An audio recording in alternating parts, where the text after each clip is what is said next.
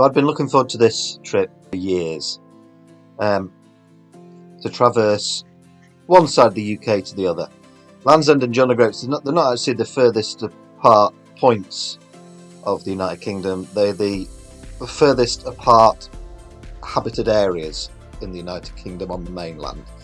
It's a journey of 876 miles, or if you do it on the cycle network and their recommended Sustrans route, it's 1,176 miles, so 300 more, and it's very easy to add a good 50 or so more by being an incompetent map reader, as you'll see in a minute. I chose to do it in winter. Most people do this in 12 to 15 days in summer. They have a team that relay their kit ahead of them to hotels, good night's sleep, good square 3 meals a day, and a good 10-12 hours in the saddle. I did it in winter, so you get half that biking time, so it takes twice as long, and you get the weather. And I decided to wild camp. Add all that together, and it was quite an adventure. One last myth. Everybody seems to think you should come downhill from Scotland to England. While it's not downhill, John O'Groats is actually slightly lower than Land's End by a few metres. And here's one thing I can tell you after doing this trip. You need the wind up your backside. And that's why people go Land's End to John O'Groats. Because there was quite a lot of wind, as you're about to see.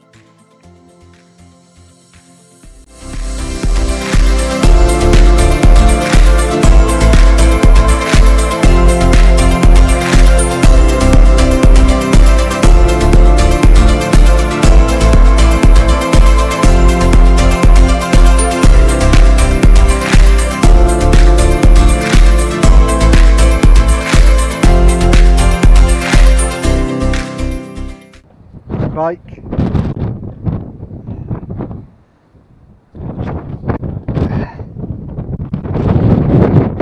There it is. It says John O'Groats 874, but it's actually 1,176 if you do it off-road.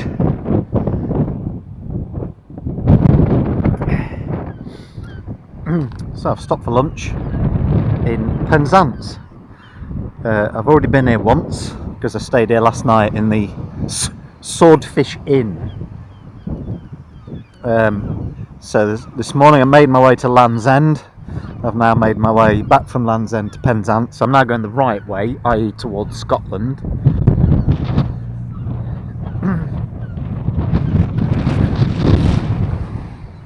So in the distance you can see St Michael's Mount, the priory I think it is on it.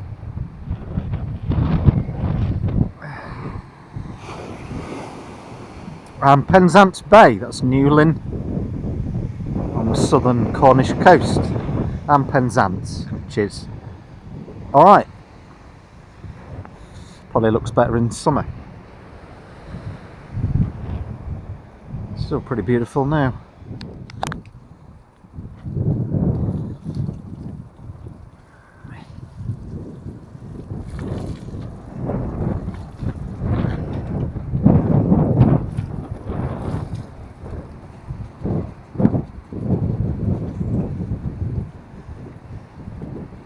Excellent. Thought this was the cycle track, it's not. It's a dead end. Well, it was pretty. Let's go back. Yeah, I found the right cycle track again now.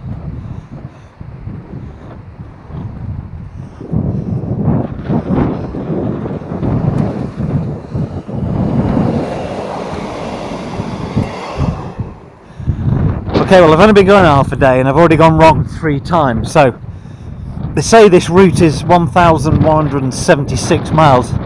Wonder how far it is for the spatially disadvantaged.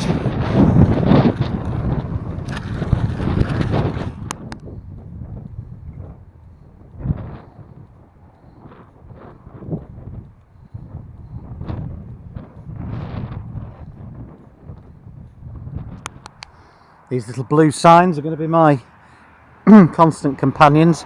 Well, they are if I'm on the right route. So next stop, St Earth, wherever that is. So I've got about an hour of daylight left. So I'm now on the lookout for campsites. There's lots of fierce signs telling me how I'll be tortured and imprisoned for life if I do camp. Or sleep overnight, it says on a lot of these signs. So presumably if I just sleep in the day by the side of the road, that's alright. But obviously I get it. My plan is to pitch up just before dark and pack away just before light or dawn. No one should care. No fires, no litter. You won't even know I've been there. In a tent this time. Not just in a bivvy bag. Right, anyway, I'll crack on.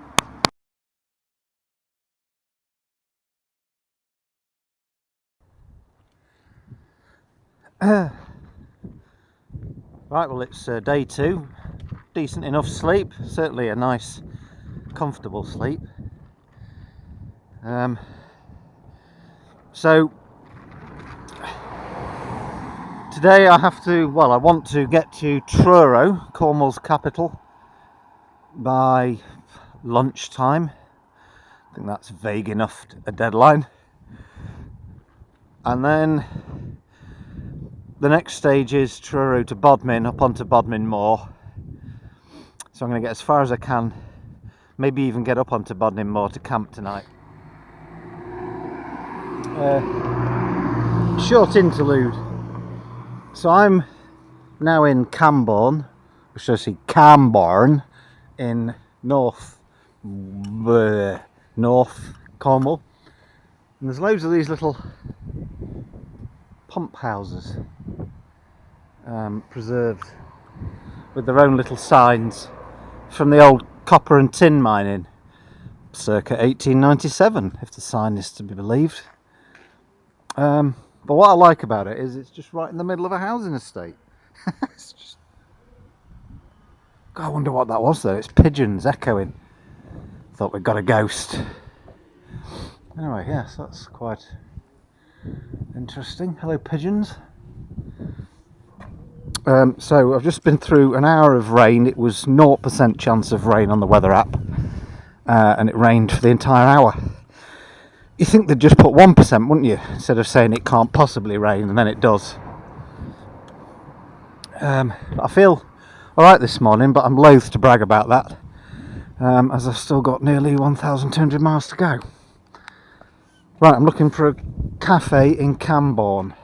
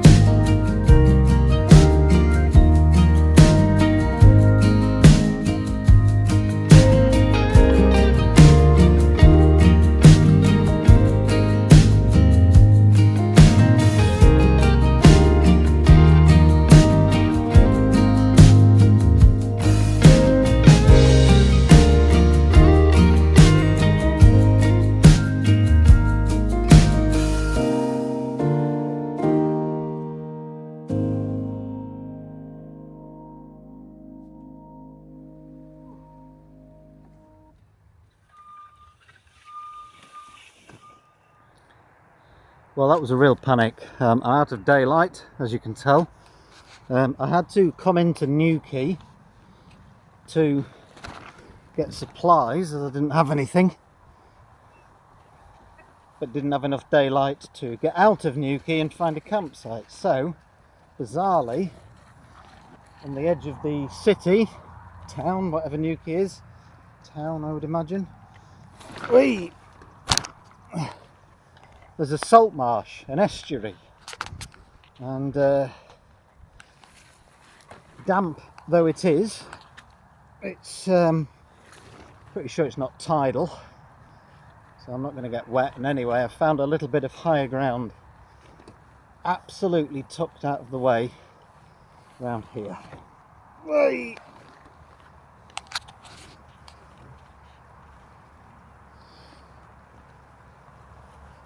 Just in here is absolutely ideal.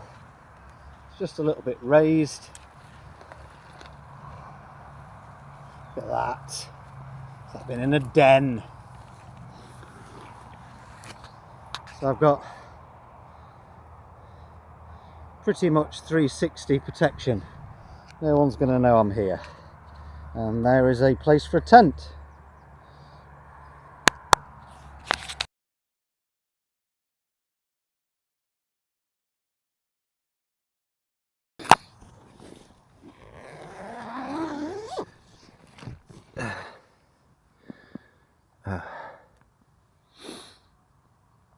Morning. It's day 3. It's fair to say my body is beginning to communicate to me that it doesn't like the level of exertion I've put it through over the past 2 days, and B, and this is probably the thing it's saying most, do not carry on biking today. But I'm going to ignore it. That was alright. I'm not actually going to sleep for huge amounts of time, but I am resting for 14 hours in and out of sleep. It's about 7:30, and it's time to get up and get going. It's not cold. It's not been cold or particularly inclement so far, which is nice. Touch wood. Makes camping a lot more fun. Right, let's get up. So there she is, my little den for last night. Tucked away in a little shrub thicket on the banks of the estuary, which I'll put up on the screen because I can't remember what it's called. Beautiful. I'm right next to Newquay. Right, let's get going. I managed to step in some marsh, and so my shoes are completely sodden, but they will have to dry off as I get going, as there's no plan B. Still nice to wake up to wet feet. It's quite a pleasant experience on a cold morning.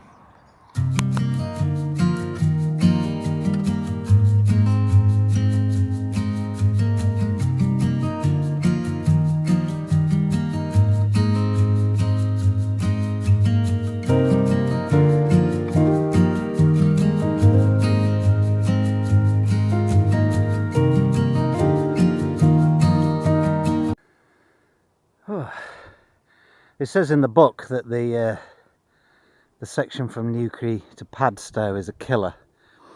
5 successive massive valleys.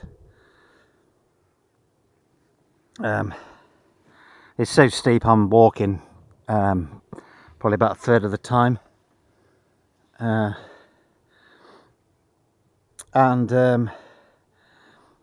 This has happened to me before. On my previous journeys, I now feel sort of heart and lungs fit. In fact, I feel like I've gone forever. But my legs are starting to feel like they're running on empty. But everybody experiences this about the 3rd or 4th day. It's just not natural to exercise for 6 hours a day. Well, it's not natural for me anyway. So we're making our way to Padstow, made famous by Rick Stein. Won't be buying his fish and chips though. 22 quid I heard. But I need some fuel. So even though that'll leave me bloated all afternoon, I need some fuel. Because I'm sort of grazing. And you're burning about between 5,000 and 7,000 calories a day when you're doing this. You can't possibly eat that, but you've at least got to try and eat some way towards it, else you start to really flag. As you can probably tell from my monotone voice. Oh, look at that hill. Yeah, Padstow marks 8% of the way. I'm not sure converting to percentages is particularly helpful when it's that morale sapping. Maybe a bit later when it's 80 odd. Right, anyway, I only recorded that message so I could stop for a minute. So if it's 874 by road, how come it's 1,176 on the network? And the answer is it dog legs backwards and forwards.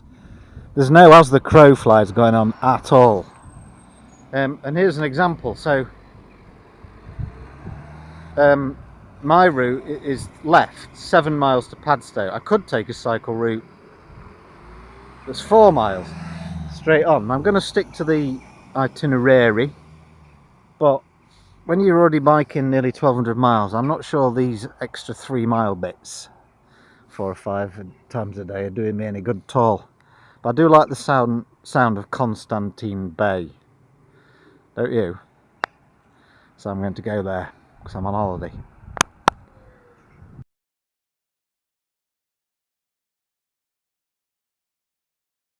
So this is Padstow Harbour.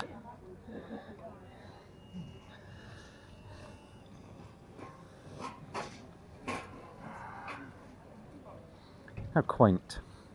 Right, I need to eat immediately. BBC weather app, Padstow, 1 o'clock, 2 o'clock, 3 o'clock, 0% chance of rain, cloudy and overcast, but it's absolutely pissing it down.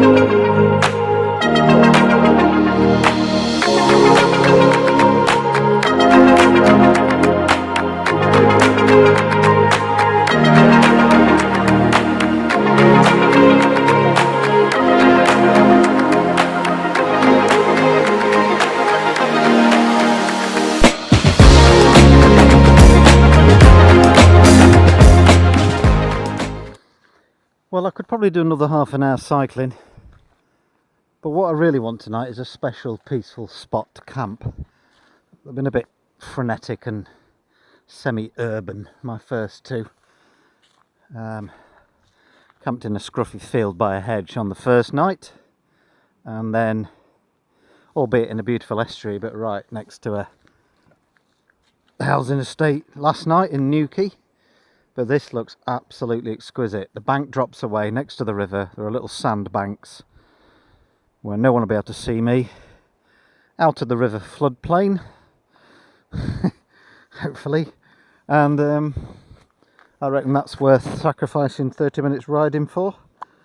Plus my legs have just signalled that it might be time to stop exerting. What a beautiful little camp spot. I've not pitched my tent yet, but so on one side of this little mount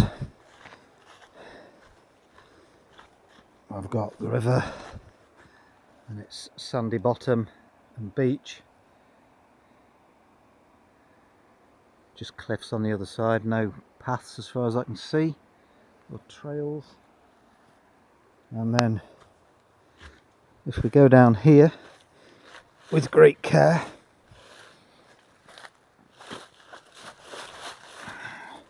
there's my bike hiding, and on that raised beach is where I'm about to put my tent, right on the side of the river but 2 feet above the waterline. Oh, I've found my magical little spot. So if I want to lie in here tomorrow, no one's going to find me. Look at this. So tent there, as designated by a cycle helmet. And there's the River Camel.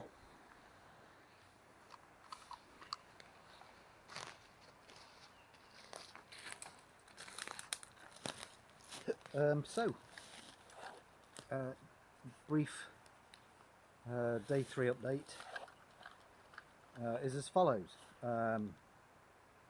Across the 100-mile mark today, but there are 1,200 miles, so that means there's 1,100 to go, so that doesn't give me a huge amount of satisfaction. However, they were amongst the hardest of the miles that I'll do, according to the book and other people who've done it, and other people on YouTube who've done it. Body, 18 hours of riding in the last 3 days, no riding for months prior. Definitely some residual fitness from the stuff I did last winter, spring. Aerobic fitness fine, surprisingly. Musculoskeletal fitness, alright. Backside, alright. Overall fatigue starting to build now. So tomorrow will be interesting. Not been eating enough, but I had fish and chips at lunchtime, and that was pretty, well, it was like shoving Duracells. Yeah. So that really helped, as it did it being on the flat. The mental bit is interesting. I'm thoroughly enjoying the isolation. And I'm so pumped full of endorphins from exercising for 6 hours every day that I feel fabulous. But all of the aforementioned could change at any minute. One skid, one lack of concentration, or just one of those days where your body falls apart. So I've done 3 days out of 28 days. So I might just hold back on calling it a success at this stage. Absolutely stunning riverside location, as already discussed. What a peaceful place to sleep. Quite a few owls banging out the odd tune on the other side. And something just met its end, presumably to a sparrowhawk based on the noises. So rest in peace, small bird.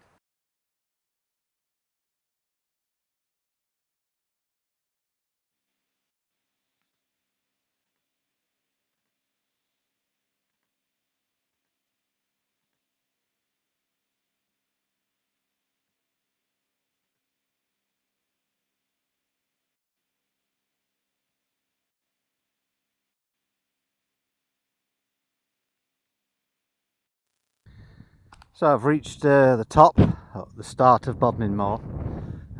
This is the village of St Bleward, which had many things in it.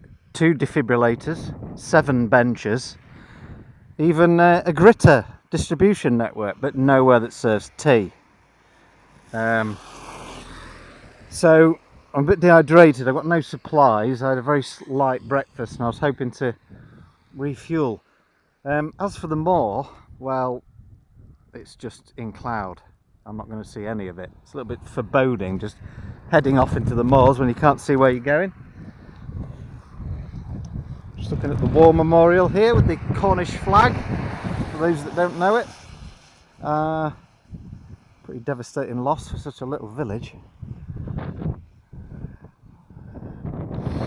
So I'm cold, I'm wet, it's not supposed to be raining, but well, to be fair, I'm in cloud, it's not rain because of the elevation. So I'm just going to crack on and hopefully come out the other side of Bodmin Moor alive. But as for taking panoramic views, no, that's not happening.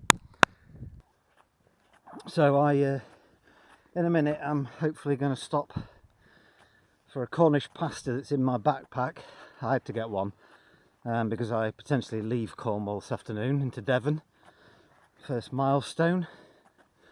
By the Crowdy Reservoir, which a very, very Cornish man in green dungarees told me is... I was going to try and do the accent, but I can't.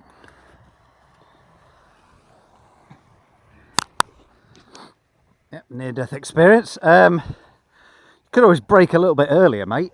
You know, not when you're actually bumper into me. Anyway, Cornish man in dungarees said it was up here, one of the longest, most complicated set of directions I've ever been given. I had to make a little story of it as he was telling me it so I could remember it. I'm in chapter 3 of the directions he gave me. So up here there's some sort of ford, and then beyond that, I don't know what a ford's doing at the top of this hill. Maybe I made the wrong story out of what he told me.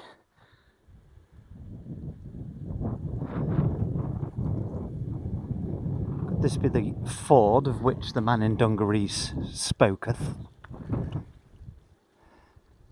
Yes. Oh, man in dungarees, you are a legend. Yes. What did he say to do then, though? Oh, shit. Okay, so I am lost, but only partially so. I think that down there is a reservoir with no name, which is the precursor to Crowdy Reservoir. See, normally I'd use the sun to get my bearings. I've not got a compass, by the way, but I could use the sun, but there isn't any. I can use the stars, but it's daytime. I could use the prevailing wind in my face, but the weather app is so unreliable, I don't know where that's coming from. It is in my face, but unfortunately that doesn't tell me which way I'm going, just that I'm going into the wind. The other way I do it, solar panels or on roofs, face south or southwest, but I can't find any houses. So I'll just keep going down this track, which looks like it ends here at a farm. So it's all going well. It's all going well. So that might have been 2 miles of my life I'll never get back. Hopelessly lost.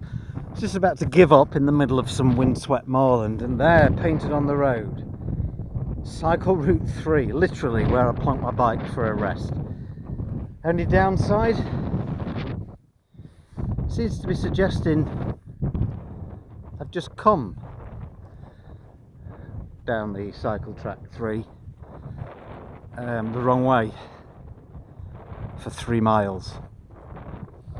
So I'm just going to sit down and come to terms with that for a little bit without the use of aggression. Back at the ford, 75 minutes later. Wish I'd taken more care in recalling the directions from the man in dungarees. That's the most welcome little blue sign in 4 days of biking. That was a painfully energetic detour, but I'm back en route to Davidstow.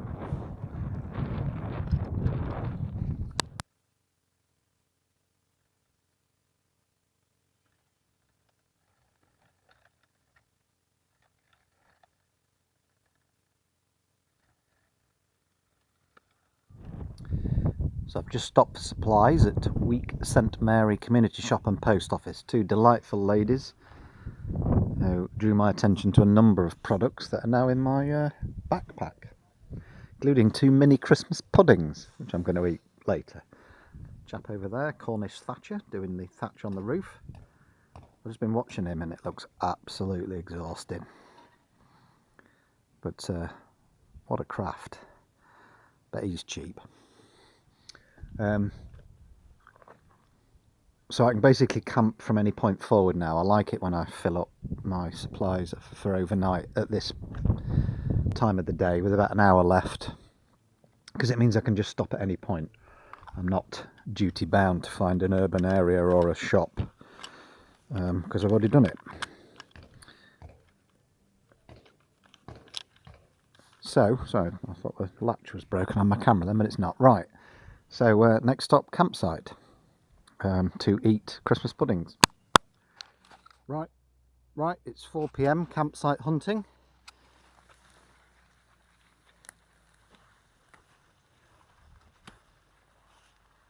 Next to a wood, atop a hill, not near houses, mobile signal for communication. And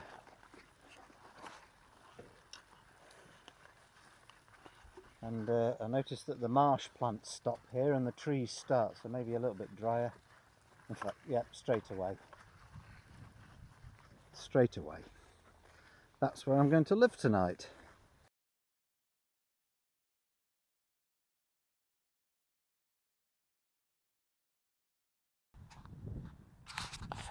Morning, it's day 5.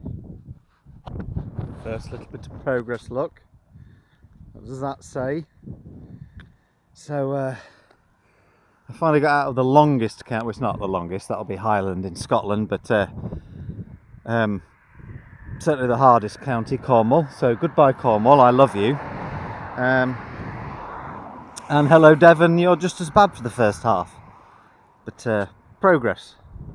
Hurrah.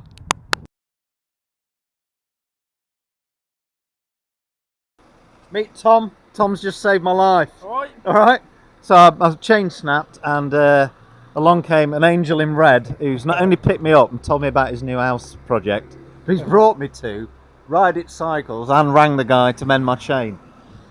Excellent. Respect, mate. Good bike shop. Yeah. Visit. Yeah. Right, you take care, mate. Good luck in and your journey. Thanks for your help. Take care.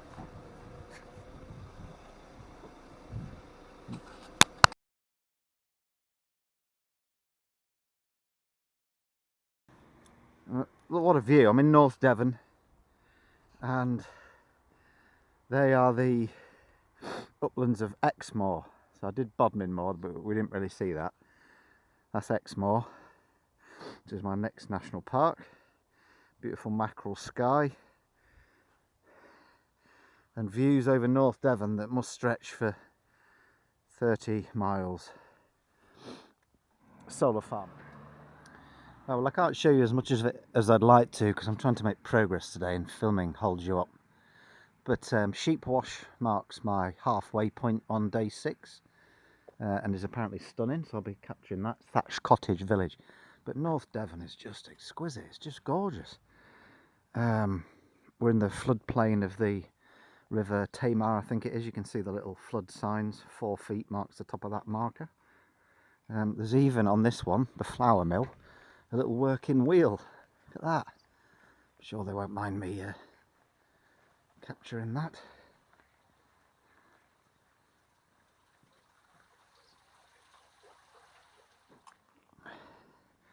I've done about 20 miles today, really hilly.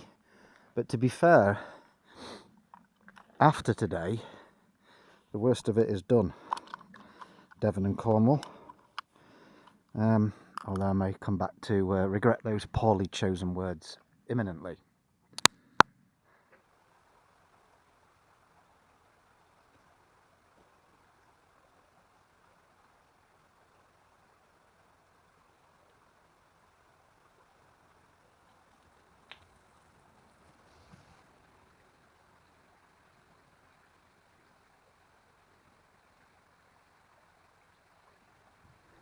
So this is Sheepwash, the thatched Devon village.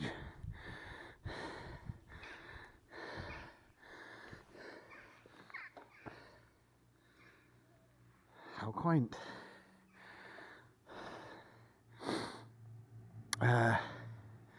Don't know which of one of those two routes I'm supposed to take, so nice pause, vintage car on cue.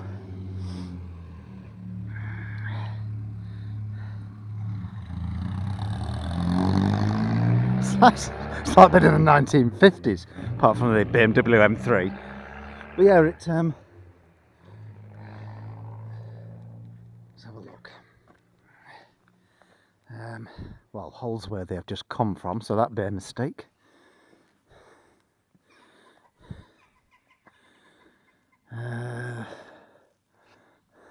There's the post office, look, community store, closed, Saturday daytime. Right, I think I need to get the map out. Christmas trees in all the windows, this really is beautiful. I might just stop here for 5 minutes, take it in. In fact, I'm going to stop there under that little bus shelter. Don't know why I'm whispering, because this appears to be an uninhabited village. Right, so according to my book, that's the end of the climbing for today, which is good because it's nearly the end of me. Views are pretty special from up here.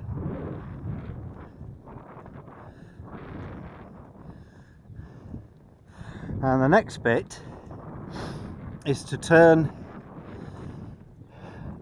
onto the Tarka Trail to follow the River Tarka, famous for Tarka the Otter in the children's tale. I'm temporarily ashamed to admit I can't remember who wrote it. I know it's somebody really famous, but I'm under a blockage. Anyway,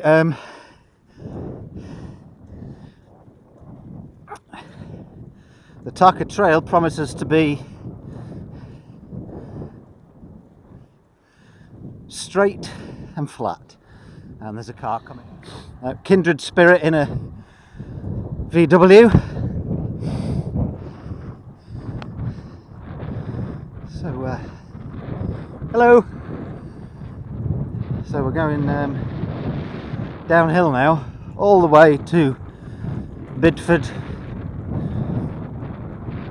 and then Barnstable. From memory, the bay, the Atlantic Bay beyond them is an either or. It's either Barnstable Bay or Bidford Bay. I think you can choose. Pretty sure they're one and the same, not two separate. I think I'll choose Barnstable because it's further away and makes me feel like I've made progress. And this is Devon in a nutshell. Hedges, lanes, and today at least, dappled sunlight, little thatched villages, up dale, down dale, very low population density, and very beautiful. No wonder people come here a lot on holiday.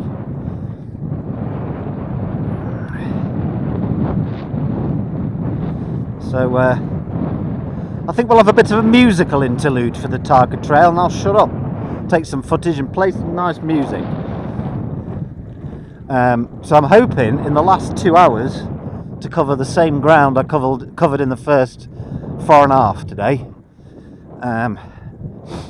Hope springs eternal.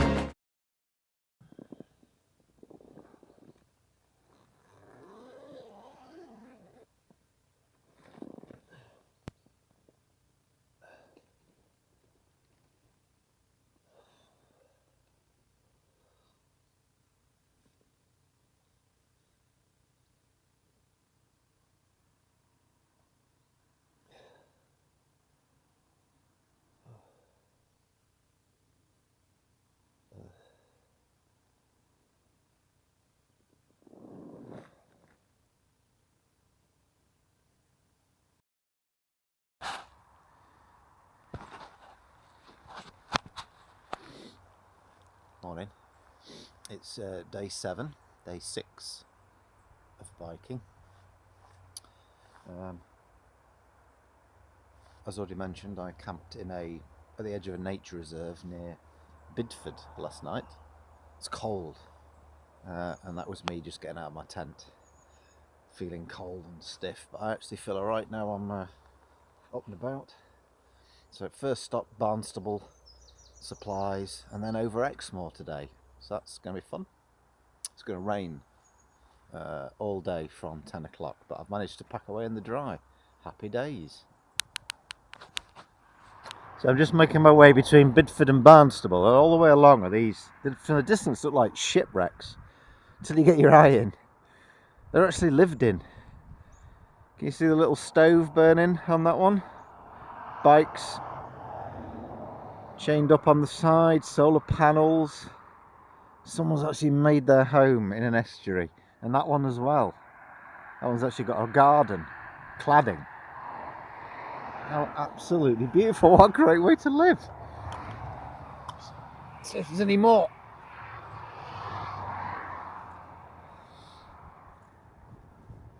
I mean, that one's just lovely. Solar.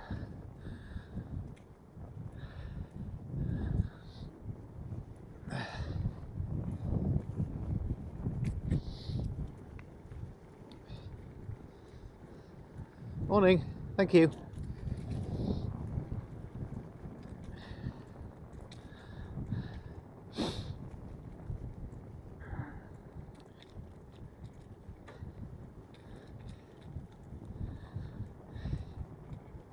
Yeah, that one as well. This one, that one's got a wood burner. There's his bike, look, chained up. Wow, what a cool way to live your life. Kudos. So there's the bay, Bidford or Barnstable Bay. Sunday morning, so not that many people are up yet. There's a few hardy souls walking, like this chap here. Morning.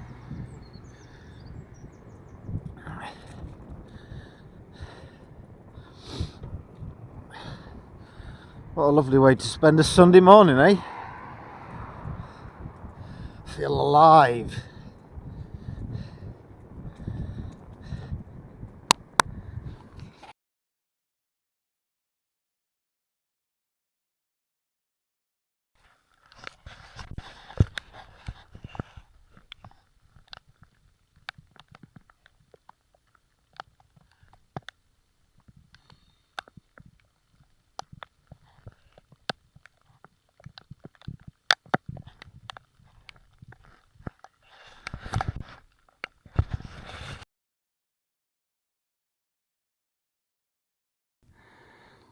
Oh, I'm still on this hill. 300-metre elevation over 3 miles without a break. 3 miles doesn't sound very far, but it is. It is. It's made worse by the fact that I can't really see where I'm going because I'm in cloud. Low mist cloud. So I can't see the horizon. So it's like a classic torture scene, really. A never-ending hill that you can't see the end of. This is a completely unnecessary video, but I need to stop.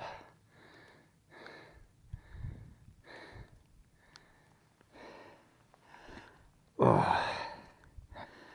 I'm absolutely wet through. It's been raining for the last 2 hours. I'm not cold. Well, I'm not cold as long as I'm exerting myself. So really, it can only get better.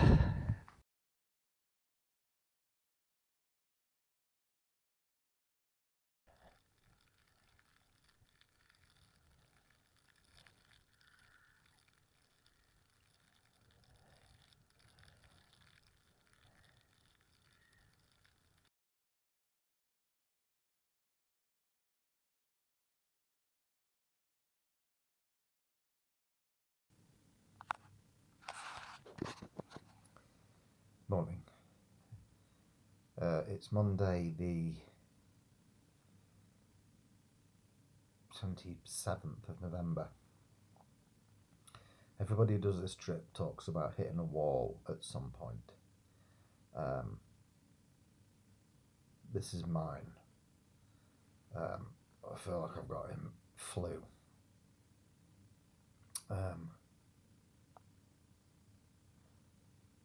Nice to feel like this in a inn, not in a tent.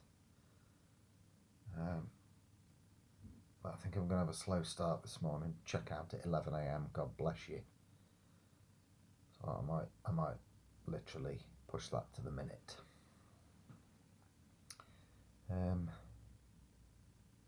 Yeah, my body. Talk about saying don't do it anymore. Yeah. So the plan today is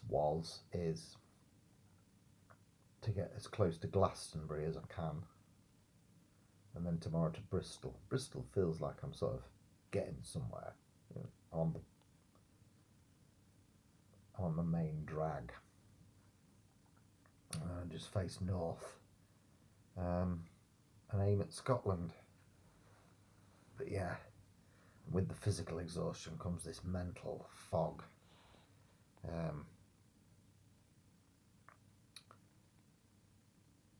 But then after 40 hours on a bike in the last week, that's quite understandable, really, isn't it? So I'm going to go and have some breakfast now, courtesy of the Red Lion Inn, Dulverton. Never heard of it.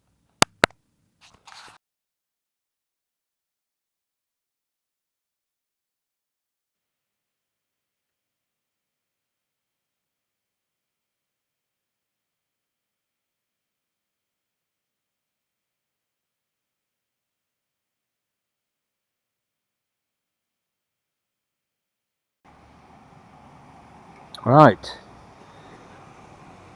Day 1, 2, 3, 4, 5, 6, 7. Day 8. Day 7 biking. The wonderful little Somerset town of Dulverton, on the edge of Exmoor. So just need to crack on now and get to, I think Taunton is the next town of note. So Taunton, here we come. There's a sentence you don't hear very often.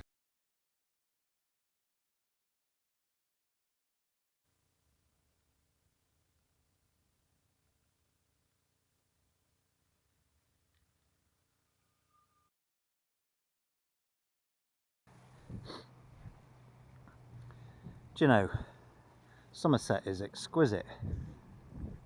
Look, you've got a little stately home on the hill, beautiful clear river. Look at that church. Everybody's friendly. It really is true that the only bad thing about Somerset is Jacob Rees-Mogg. Everything else is absolutely bloody brilliant.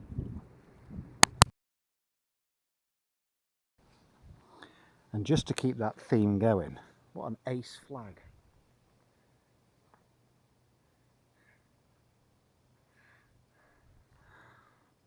One Earth, our home. Oh, I like that. Not seen that before, it's cool. Last hour of the day now. Just gone through Taunton town centre, city centre. Out of town now along the canal towpath.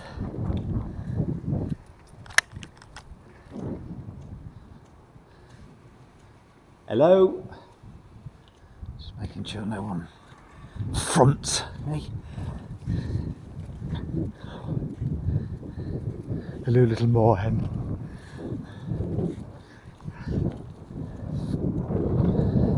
Quite pleasant in its own right.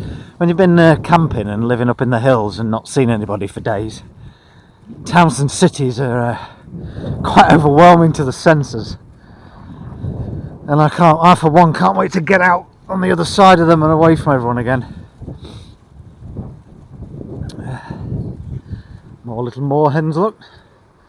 Totally unfazed. So the sign said 12 miles to Bridgewater. With daylight, I'm probably going to have to choose to camp up in between. It's thankfully stopped raining, which it was doing earlier. Anyway, it's just quite a nice little evening ride.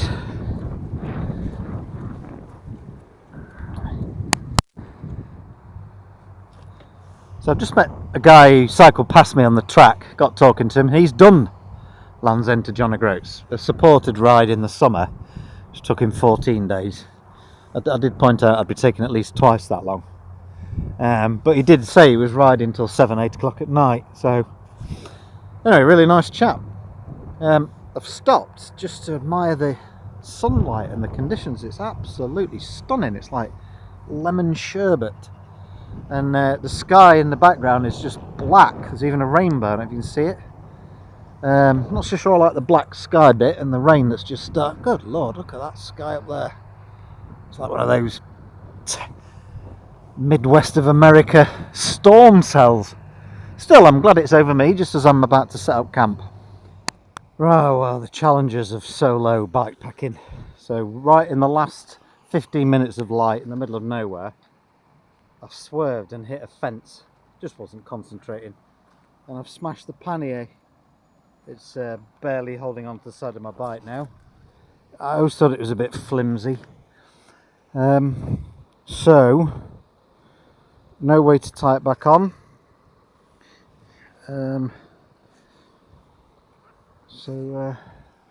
Nightmare still. Quaint little boats on the canal, look.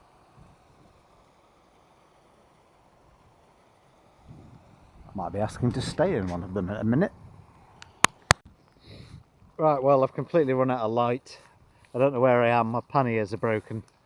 But I have found a little picnic site by the canal in the pitch black. So I'm going to make my camp here somewhere near Bridgewater. Good night.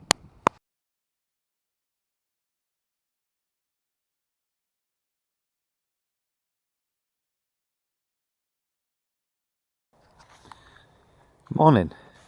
Day 9, day 8 of biking, I think.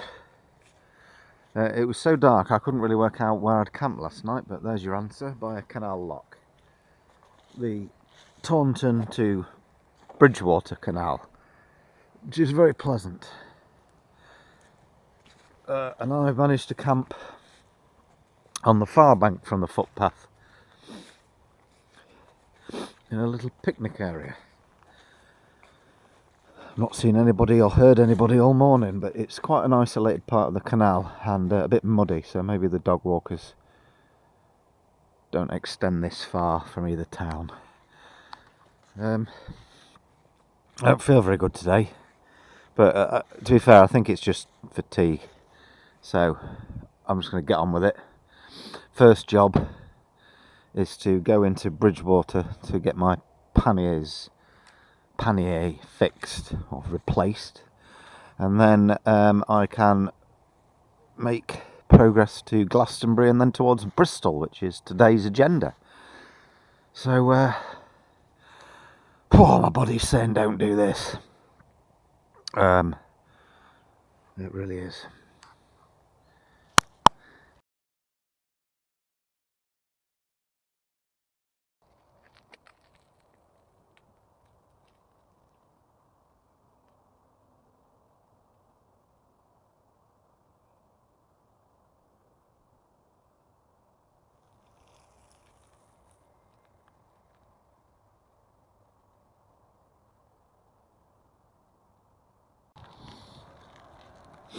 So, just starting to warm up a bit, and I'm really enjoying the Somerset Levels.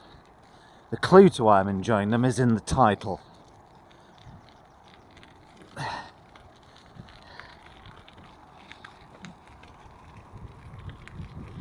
It's like being in a parallel universe. There's just nobody on this canal towpath. But there's the overbridge of the M5. There's people just going about their daily business. There's a boat, a stranded boat.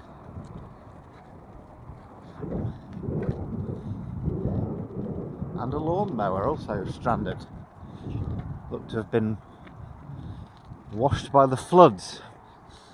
Yeah, so just this endless marshy tract along the canal, a bit bumpy, but I've managed to temporarily fix my pannier with a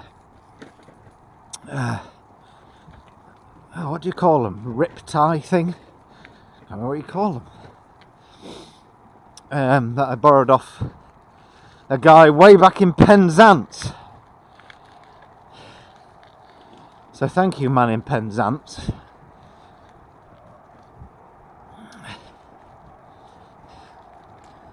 It's noticeably colder. The weather's starting to turn this week into the minuses at night, starting from tomorrow. But that's alright, I don't mind cold. It's the wet. It's the wet I don't get on with. So,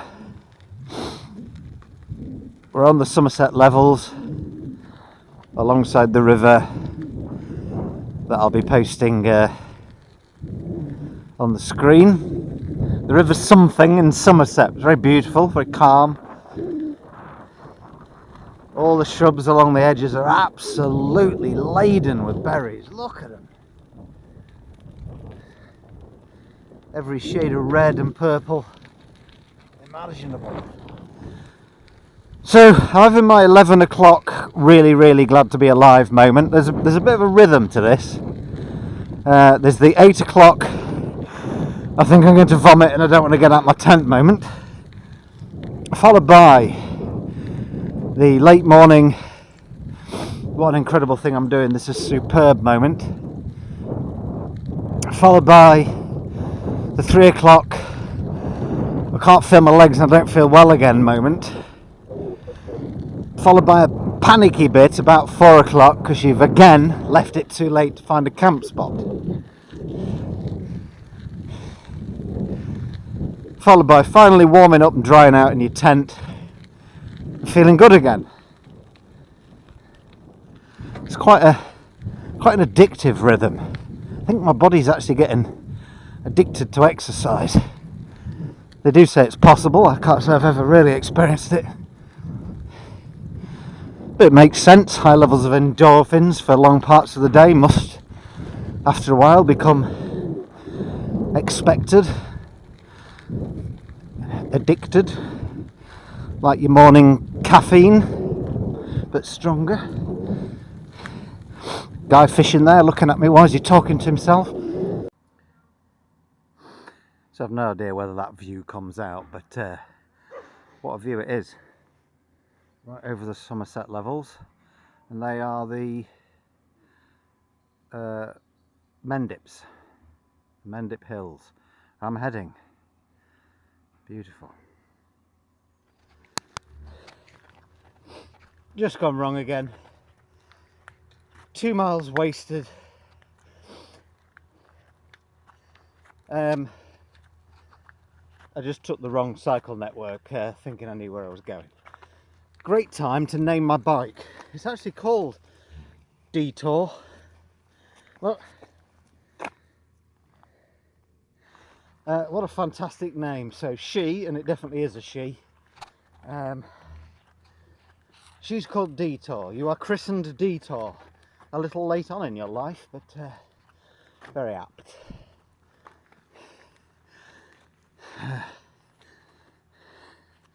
I'm just walking this bit because it's quite long and protracted and I can't be bothered today. And up here we can just rejoin the right cycle network and go the right way.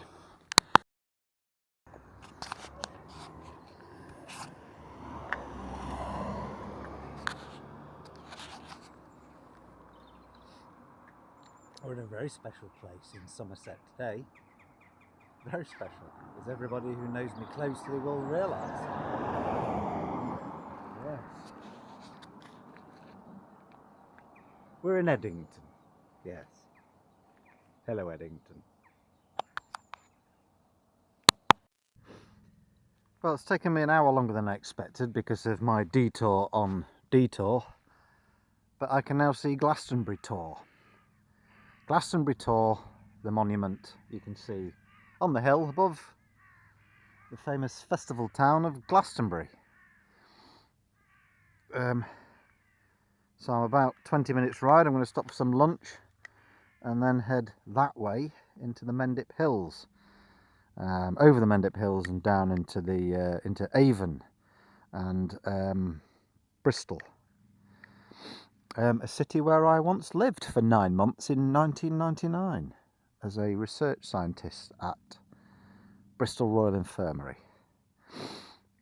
That was a lifetime ago now, but a very pleasant little time it was. I've not been to Glastonbury. It's definitely got a vibe going on. Not sure I fit into it in my workman's high vis, but it's a pretty cool vibe.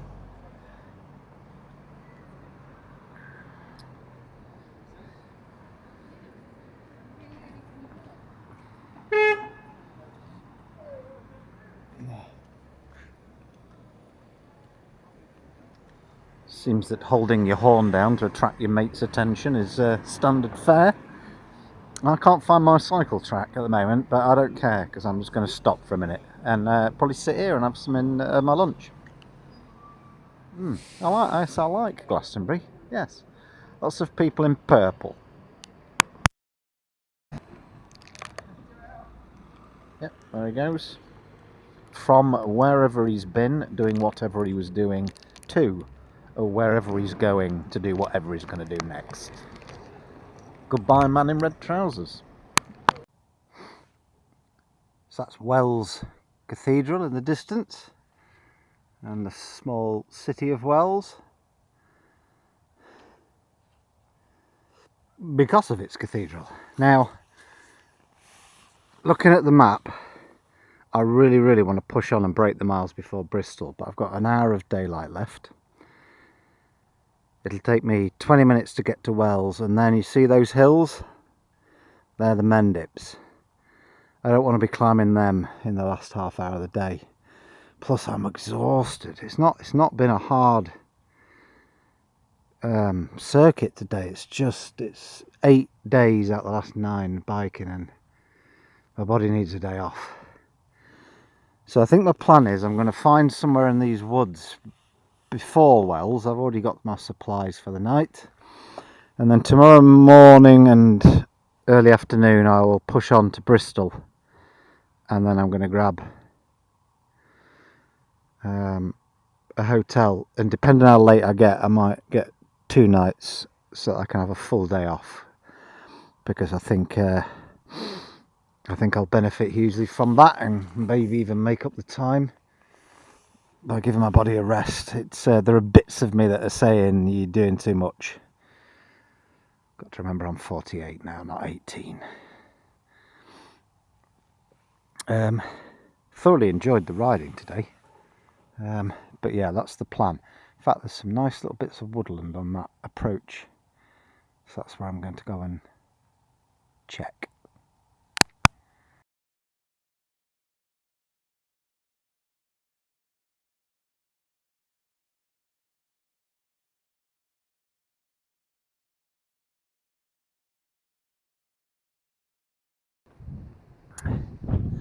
So day 9 on the bike. It's 1 degree centigrade and it's blowing.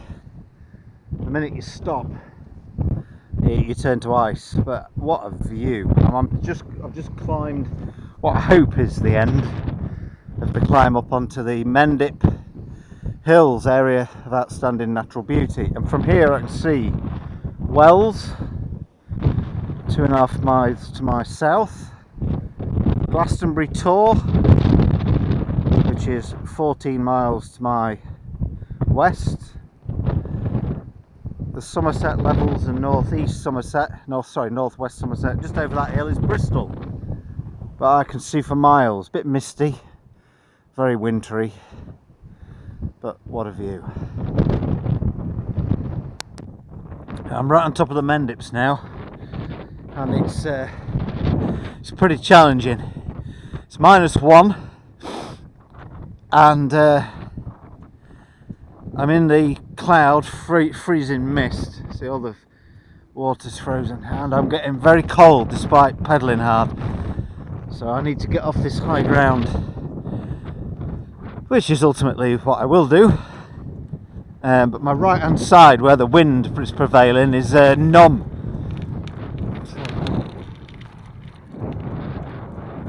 Go past all these farmhouses with roaring wood burning stoves. Just want to knock on the door and go in.